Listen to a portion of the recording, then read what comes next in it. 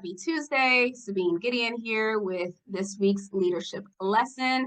If you're completely new to me, I am the CEO of Gideon Enterprises, where we help organizations, leaders, and individuals improve their leadership effectiveness as well as optimize their talent strategy. So today's leadership lesson is focused on increasing your influence through active listening. Now, I'm pretty sure many of us have heard the term active listening before, but I thought it was important to hone in on this, especially given the time that we're in, where leaders are being asked to show up much differently than they have in the past, or they're being expected to show up much more differently than they have in the past. So I wanted to talk through a basic skill to have as a leader. However, it is something that needs to be developed and mastered because it takes some intentionality.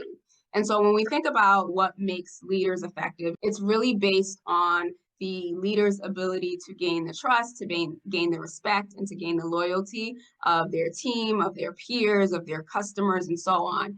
And the way to do that, or part of the way of doing that, is to build the influence with these particular groups.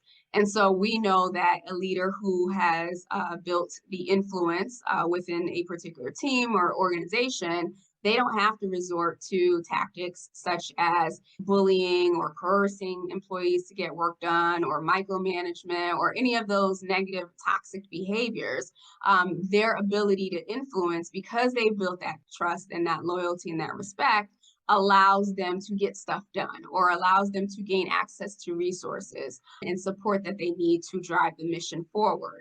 A huge part of being able to build influence, however, is active listening. You build trust by people knowing that you care about them, that they are seen, that they are heard, and that you have their best interest at heart.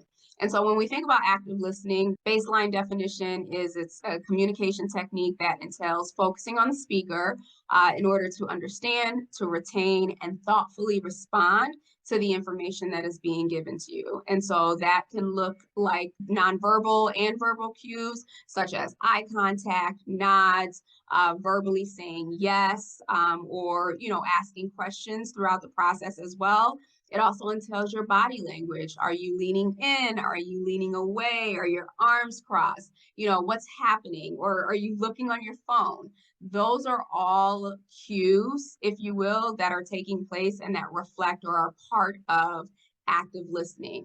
And so it's such a critical skill for us to have as leaders. Everyone should be focusing on the skill, but certainly leaders. And the reason why, from a leadership perspective, is it will allow you to create and cultivate a culture or an environment that's open, that builds trusting relationships, and that allows that loyalty to actually be built amongst your employees as well as any other internal or external stakeholders. And we know that when managers and leaders are able to demonstrate that they have their employees' best interests at heart, employees are likely to not only just get the work done that needs to get done, but they go the extra mile because that trust is there, that foundation. And so how do you engage in active listening? It really, again, it involves all of your senses, right? So, the five senses, and really paying attention. So first and foremost, give your undivided attention. There's always a lot going on, right? You're running from one meeting to the other, whether you're in person or online. And so it's very important that, when you're having a conversation with an employee, you're having a conversation with a peer, whoever it is, that in that moment, you are present in that moment and that you are paying attention.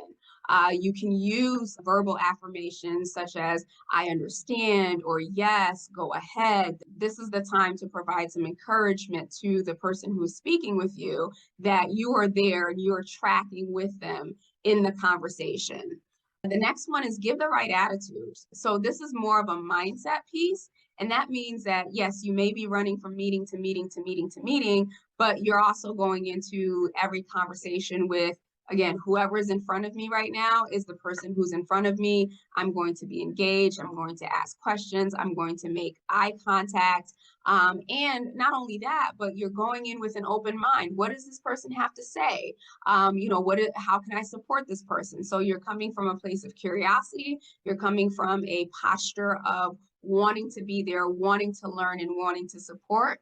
And then the last way to engage is to actually give feedback. And in this case, giving feedback looks like summarizing what you've learned, right? Or reiterating any of the key points or clarifying if needed. So, some examples of that could be, hey, if I understand correctly, what you're trying to say is X, right? So let's say you get to a place in the conversation where, there's a point of clarification. At that point, you can say, hey, I just want to make sure I'm tracking here from our conversation so far. I've gotten X. Is that correct? And so that gives a person an opportunity to either confirm that what you heard is correct, or to provide additional clarification, or create space to define or clarify what it is that they want to share a little bit more. And then, as you're listening, it's okay to ask questions. It's okay to, you don't want to interrupt people, but it's okay to go into it asking questions and making sure that you heard. And before the conversation ends or before the meeting ends, just a quick recap. Based on what we've discussed, you're going to do this, I'm going to do this, and these are our next steps. And making sure that there's some level of agreement on both sides, that not only did you both hear the same thing, but that you both have the same understanding around what the next action steps are. So those are my tips for you this week, or leadership lessons around increasing your influence through active listening and how to actually engage in that. I'd be curious to hear. Please feel free to share in the comments if you have any other active listening techniques that you found helpful in supporting your teams or in supporting your staff. I'd love to hear it. Please feel free to share that in the comments, and also be on the lookout for this week's episode of She Leads Now, where I'm joined by Shannon Giordano, and we're going to be talking about branding, authenticity, and how to leverage that on social platforms. With that, have a great rest of the day. Take care.